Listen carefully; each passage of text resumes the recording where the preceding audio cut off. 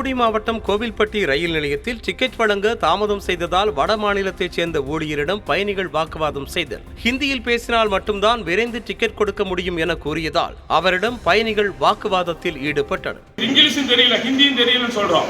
ஆனா அவர் என்ன நினைக்காரு, பக்கத்தில் உள்ளவர் தமிழ்நாட்டுக்காரன் எப்படி போய் தொலைட்டோம் அப்படின்னு அவர் ஹெல்ப் பண்ண மாட்டேங்காரு. நான் பணம் என்றதான் முக்கியங்காரு. இவருக்கு எந்த வேலையுமே தெரியாத ஒரு ஆளை தட்கல் டிக்கெட் கவுண்டருக்கு கொண்டு போட்டுருக்காங்க. ஒரு டிக்கெட்டை மூணு டைம் அடிச்சு இன்னைக்கு என்னாச்சுன்னா அந்த ஒரு டிக்கெட் மட்டும் கிடைச்சி இருக்கிற அதுக்கு பின்வரிசையில் ஒரு 15-10 பேருக்குமே எதுவுமே ஒரு டிக்கெட்டை 3 டைம் அடிச்சிருக்காரு. அதுக்கு ஃபுல்லாமே எல்லாமே வெயிட்டிங் லிஸ்ட்ல போயிடுச்சு.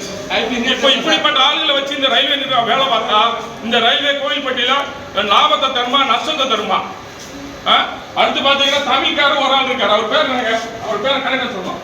அவர்கிட்ட முதல்ல சொல்றோம், அவருக்கு தமிழும் தெரியல இங்கிலீஷும் தெரியல, நீங்க உதவி பண்ணுங்கன்னு சொல்றோம். அவரு அவன் ட்ரைனிங்ல இருக்கிறான், அதனால எதுவுமே பண்ண முடியாது அப்படின்னு சொல்றாரு. அதுக்கு காரணமே அந்த உட்கார்ந்துருக்காருல அவர் தான்.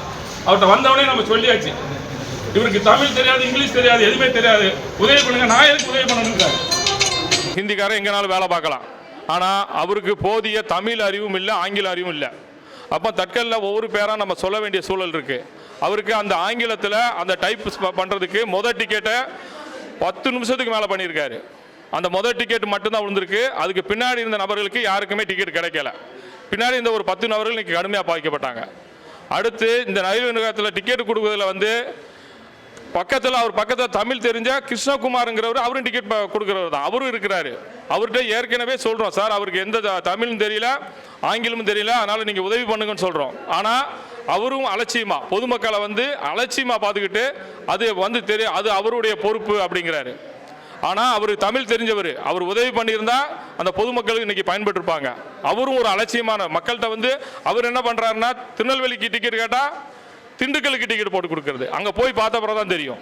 இப்படி அலட்சிய போக்கு நடக்கு. சார் நான் டிக்கெட் எடுக்க போகிறாங்க சார், 1 மணி நேரமாக நின்றுேன் சார். 1 மணி நேரத்துக்கு அவங்களுக்கு தமிழ் தெரியல, தமிழ் இங்கிலீஷு தெரியவே இல்லைங்க சார். போய் டிக்கெட்டுக்கான பைசா தான் போடுதாங்க, என்ன எதுவும் கேட்க மாட்டேங்காங்க. மணியாச்சு கொடுங்கன்னா உடனே மணியாச்சு அந்த ஒரு வார்த்தை தான் தெரியும், அதுக்கு வார்த்தை தெரியல சார்.